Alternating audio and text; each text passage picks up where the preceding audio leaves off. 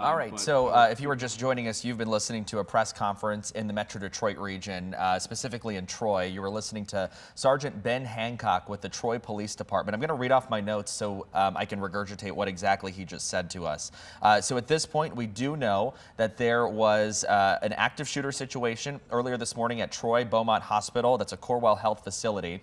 We know a 25-year-old Troy man was the victim here. He is alive and in stable condition, according to Sergeant Hancock. The sergeant would not, though, say if he was quote-unquote okay. That was a direct question from one of the reporters there in the room, which could mean a number of different things, but we do know that his condition, when they say stable, that he was stable, is that his condition is unchanging. So we will be following up on that. So again, this was a shooting. It was an isolated incident, according to the sergeant. There was a handgun fired 5 times at this 25-year-old Troy man. The victim hit twice in the arm. It appears to be a targeted situation, and they seem like they did know each other outside of this situation. So leading up to this, it seems like they did know each other beforehand.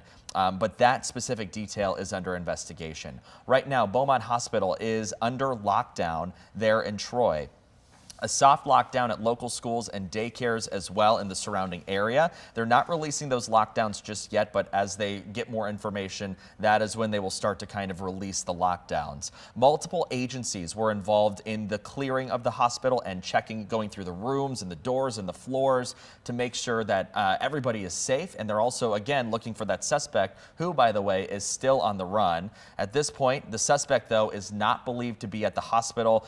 He was pressed on that. The sergeant was pressed on that in that press conference, and the sergeant said that they're just confident. So he would not offer up any more details, which again, in these situations, they always like to be very, very clear on what they deliver out to the public. So I'm sure we'll be learning those details a little bit later this morning. Again, the sergeant did say that he was hoping for more information later this morning. At this point, they're not exactly sure what led up to the shooting. Again, one person shot there at Troy Beaumont Hospital, and we saw dozens of police cars outside the hospital. Again, it's a pretty big hospital in Metro Detroit.